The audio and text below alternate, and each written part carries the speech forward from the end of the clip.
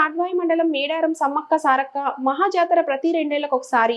మేడారం మహాజాతర సందర్భంగా పంట నష్టపోతున్న భూములకు 50,000 రూపాయలు ప్రభుత్వం నష్టపరిహారం చెల్లించాలని అఖిలపక్షం ఆధ్వర్యంలో టీఆర్ఎస్ పార్టీ ములుగు నియోజకవర్గ ఇన్ఛార్జ్ బడే నాగజ్యోతి డిమాండ్. ఇక్కడ రైతులు నష్టపోయే రెండో పంట గురించి నష్టపోయేటువంటి సమస్య మీ అందరికీ తెలుసు.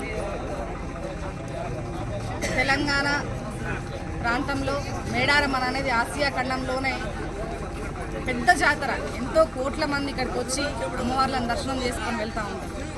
మరి అటువంటి జాతరలో ఇక్కడ ఉన్నటువంటి ఏ ప్రాంత ప్రజల కోసమైతే ఆ సమ్మక్క సారలమ్మలు కొట్లాడినరో ఈ ప్రాంత ప్రజలే ఈరోజు కష్టాలు అనుభవిస్తున్నటువంటి ఇబ్బంది ఇప్పుడు మనకు కనబడతా ఉంది. అటు గత 3-4 సంవత్సరాల నుంచి వరద నష్టం వల్ల పంటలు నష్టపోతున్నారు. వరదల వల్ల ఇప్పుడు జాతర వల్ల రెండో పంట కూడా నష్టపోతున్నారు. మరి వాళ్ళకి ఖచ్చితంగా రెండో పంట నష్టపరిహారం ప్రభుత్వం ఇవ్వాల్సిందిగా డిమాండ్ చేస్తూ ఉన్నాం.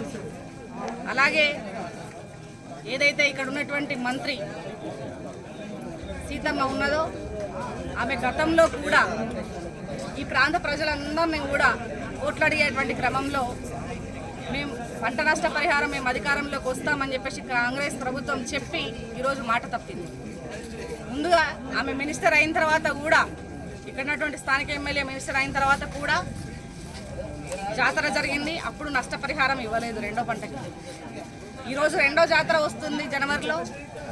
ఇప్పుడు కూడా పంటలకి నష్టపరిహారం చెల్లించేటువంటి ఉద్దేశం ఈ ప్రభుత్వానికి లేదు. ఇప్పుడు చెల్లించాల్సిందే అని మేము డిమాండ్ చేస్తూ ఉన్నాం. ఒకవేళ చెల్లించని ఎడల ఖచ్చితంగా ఇదే రైతు సాధన సమితికి అండగా ఉంటూ బీఆర్ఎస్ పార్టీ తరఫున పెద్ద ఎత్తున ధర్నాలు రాస్తారోకోలు చేస్తామని చెప్పేసి ఈ సందర్భంగా తెలియజేస్తాం. జై తెలంగాణ. ఈరోజు రైతు నష్టపరిహార సాధన సమితి వారు చేస్తున్నటువంటి ఉద్యమం అనేది చాలా గొప్పది. మేడారం ప్రాంత రెండో పంట నష్టపరిహారం ఇవ్వాలి అని చెప్పేసి వాళ్ళు చేస్తున్నటువంటి డిమాండ్. ఎన్నో ఏళ్లుగా మేడారం జాతర జరుగుతున్నటువంటి క్రమంలో ఈ ప్రాంత రైతులందరూ కలిసి స్వచ్ఛందంగా ఇంతకుముందు స్వచ్ఛందంగా వాళ్ళు భూములను కేటాయించేది.